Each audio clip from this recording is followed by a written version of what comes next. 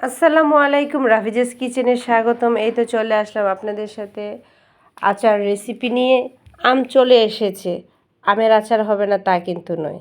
সেই জন্য আপনাদের সাথে অনেক মজাদার এবং সিম্পলভাবে কিভাবে সারা বছর সংরক্ষণ করে রাখতে পারবেন সেই আচার রেসিপিটা শেয়ার করব। প্রথমে আমি আমটাকে ধুয়ে নিয়েছি, দ্বিতীয়বার আমি আর ধুবো না।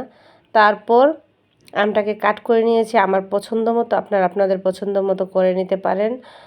তারপর আমটাকে কাট করে নেওয়ার পর দিয়ে দিলাম অনেকটা, মানে 2 থেকে 3 চামচ পরিমাণে, ছোটো চামচের যে পরিমাণে লবণ দিয়ে আমি সারা রাত ঢাকনা দিয়ে ঢেকে রেখেছি। তারপর অনেকটা পানি উঠে পড়েছে, সেই পানিটা থেকে আমি উঠিয়ে রৌদ্রের মধ্যে বা হালকা ফ্যানের বাতাসের মধ্যে 2 থেকে 3 ঘন্টা রাখবেন। অনেকটা পানি শুকিয়ে আসবে। তারপর যে আচারটা তৈরি করব সে আচারের মশলাটা আমি দিয়ে দিচ্ছি। প্রথমে দিয়ে দিলাম অনেকটা পরিমাণে শুকনো মরিচ, তারপর 5 ফোড়ন 1 মিনিট ভাজা হওয়ার পর তারপর দিয়ে দিলাম সাদা সরিষা, লাল সরিষা।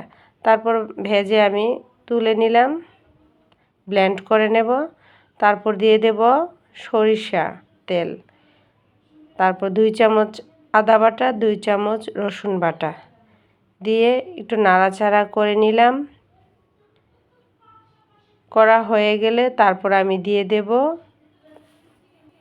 আম, তারপর দিয়ে দিলাম সামান্য লবণ, সামান্য হলুদ, 1/2 চামচ হলুদ, তারপর দিয়ে দিলাম 1/2 কাপের মতো চিনিটা আপনারা আপনাদের পছন্দ মতো করে নিতে পারেন। টক ঝাল আচার সেই জন্য আমি 1/2 কাপ চিনি দিয়েছি। তারপর নাড়াচাড়া করে আমার কাছে মনে হয়েছে অনেকটা বেশি, সেই জন্য আমি প্যানটাকে চেঞ্জ করে নিয়েছি। নিয়ে আমি নাড়াচাড়া করে নিলাম।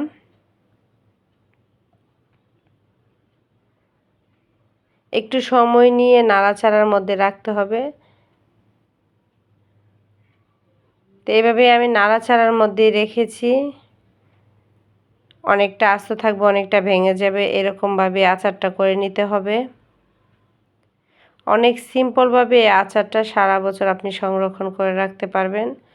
তারপরে মোটামুটি একদম লাস্ট পর্যায়ে আমি দিয়ে দিলাম 1/2 কাপ সিরকা বা ভিনেগার, যে নামে চিনেন। আমি সিরকা দিয়ে দিয়েছি 1/2 কাপ। 1/2 কাপ সিরকা দিয়ে আমি নাড়াচাড়া করে নিচ্ছি। সিরকাটা দিলে আপনি সারা বছর সংরক্ষণ করে এই আচারটাকে রাখতে পারবেন, ফ্রিজে রাখতে হবে না। কয়েকবার রোদে শুকিয়ে নিলেই হবে আপনি। তারপর দিয়ে দিলাম যে মশলাটা করে নিয়েছি, সেই মশলাটা আমি ব্লেন্ড করে নিয়েছি অনেকটা পরিমাণে মশলা। সেই মশলাটা আমি দিয়ে নাড়াচাড়া করে নিচ্ছি, আলতো হাতে নাড়াচাড়া করে নিচ্ছি যাতে ভেঙে না যায়। এই আচারটাকে সারা বছর সংরক্ষণ করে তো রাখতেই পারবেন। সামনে কোরবানি ঈদ আছে, কোরবানি ঈদের মধ্যে এই আচারটাকে মাংসের সাথে অনেকটা টেস্ট বাড়িয়ে তুলবে। সেই জন্য এই আচার রেসিপিটা আমি করতেছি, আপনাদের সাথেও শেয়ার করলাম, কারণ আমার বাসায় এই আচারটা দিয়ে অনেক পছন্দ করে, সেই জন্য আমি সেই আচার রেসিপিটা আপনাদের সাথে শেয়ার করব। এই তো হয়ে গেল। ঠান্ডা হওয়ার পর আমি কাচের জারে তুলে নেব। আশা করি সবার কাছে ভালো লাগছে। আল্লাহ হাফেজ।